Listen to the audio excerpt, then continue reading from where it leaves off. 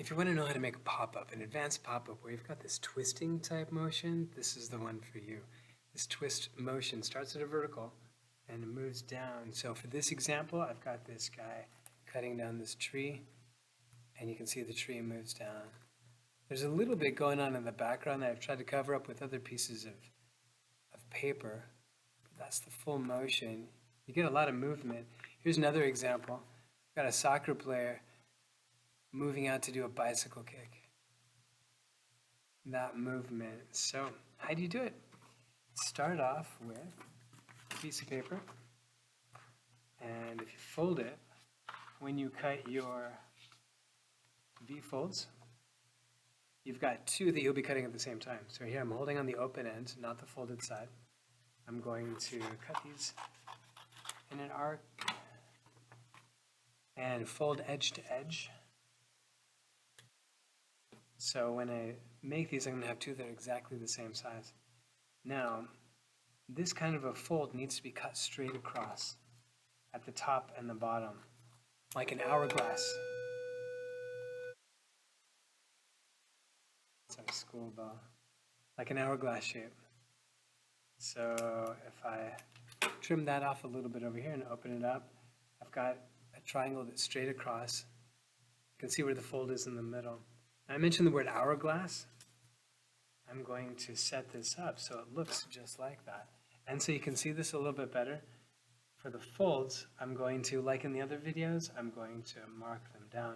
So you can see I'm matching the folds of these triangles, these V-folds, onto the background. I'm going to get some tape.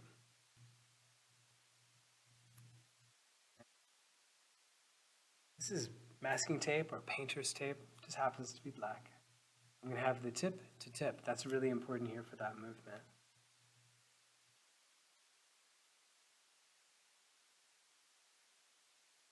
And I'm going to try to make my tape go a little bit farther.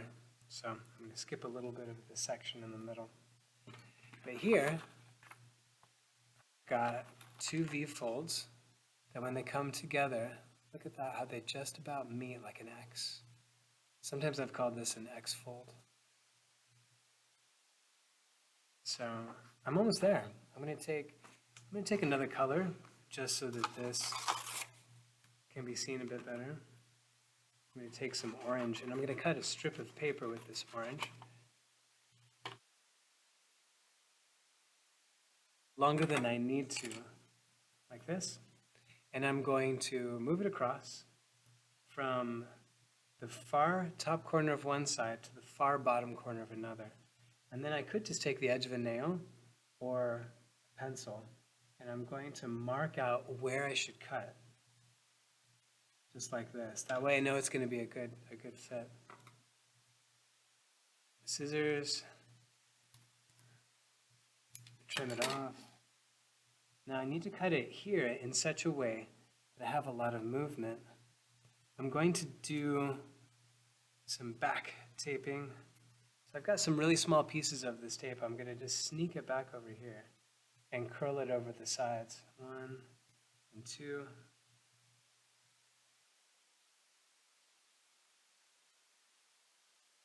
Place that diagonal strip on there. And just like the other folds, the tape acts as a hinge.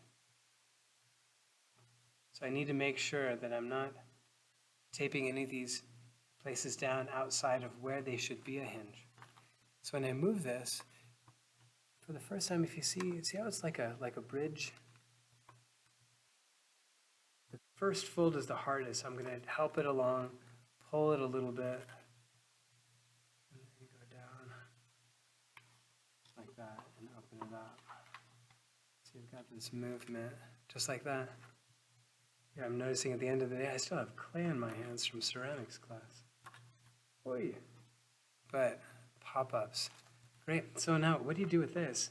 What can you place where? Well, if I take this soccer player off of my other piece, I can begin to experiment. Well, where do I need to place him for that movement? If I put him below this fold, when I close this and open it up, looks like, oh, look at that movement. You know, I'm going to keep it right there. That works well, but it can be fun to mess around, just play around and see what goes where. This is the twist fold, an advanced pop-up. Thanks for watching.